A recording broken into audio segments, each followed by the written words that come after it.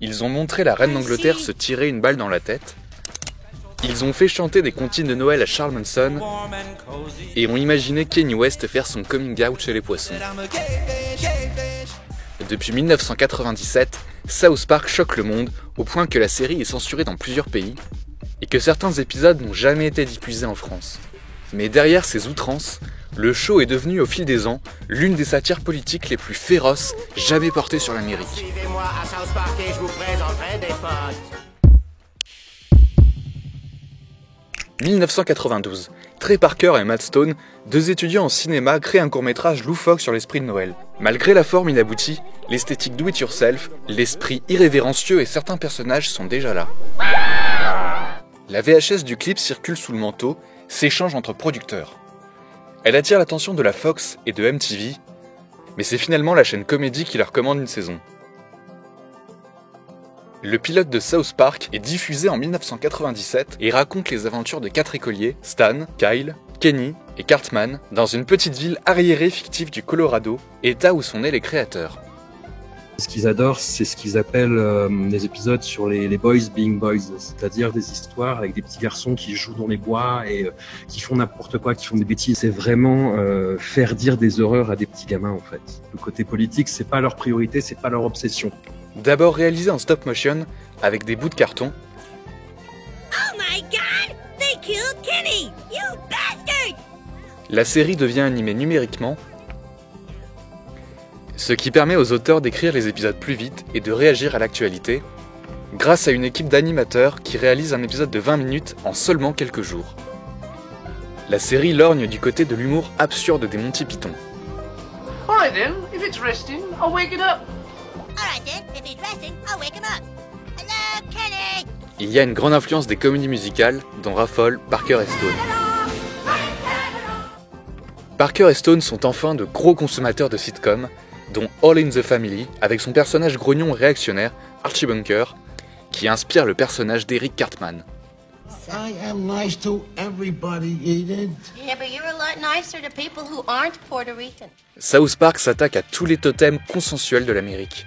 Star d'Hollywood, chanteur à succès, personnalité politique. Chaque épisode relie 2 événements de l'actualité qui n'ont rien à voir et imagine des conspirations délirantes. Par exemple, entre la victoire d'Obama en 2012 et le rachat de Star Wars par Disney. Si vous me tuez, Obama restera président et les Chinois vous piqueront Star Wars pour toujours. Il y a très tôt un discours sur la liberté d'expression qui est assez précurseur en fait de ce qu'on appelle aussi, ce qui est instrumentalisé comme de la cancel culture, quoi. Ils englobent et c'est assez fascinant, je trouve, même si c'est à double tranchant parfois, ce côté on va essayer de trouver l'opinion dominante et on va se poser contre, enfin on va emprunter un chemin de taquin pour en montrer l'absurdité.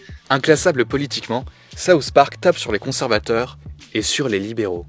C'est Matt Stone qui dit « Je déteste les républicains, mais je déteste encore plus les démocrates ». Bon, la série South Park a un discours qui est très libertarien sur plein d'aspects. Le personnage du père de Stan, c'est la figure extrême du libertarien, quoi. C'est le mec qui ne pense qu'à sa gueule au point d'être un égoïste complètement déraisonnable, quoi. I thought this was America! Huh? Isn't this America? La radicalité jusqu'au boutiste de la série lui confère un triomphe international, alimenté de nombreuses controverses.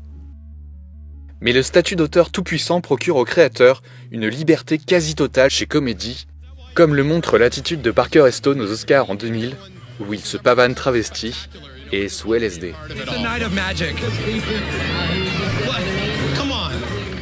South Park tape fort sur les religions avec la même virulence. Christianisme, islam, judaïsme, scientologie, mormonisme. Un épisode réalisé peu avant le 11 septembre 2001 montre même le prophète Mahomet, ce qui ne déclenche pas à l'époque de polémique. Mais quand les créateurs veulent faire revenir Mahomet à l'écran en 2006, l'ambiance a changé, et Comedy les censure pour la première fois, après des menaces de mort. Avec l'élection de Trump en 2016, les sales gosses de la télé sont pris de court et reconnaissent qu'ils sont dépassés par la réalité, ce qui pousse la série à innover dans des formats ponctuels plus longs.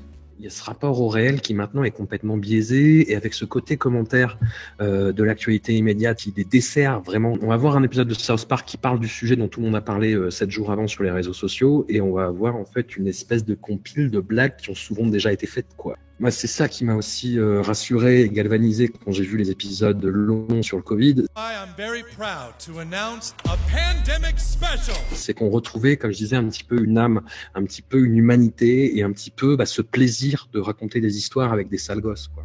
En 2021, les deux créateurs ont signé l'un des plus gros contrats de l'histoire de la télévision et ont rempilé pour de nombreuses saisons, au moins jusqu'en 2027.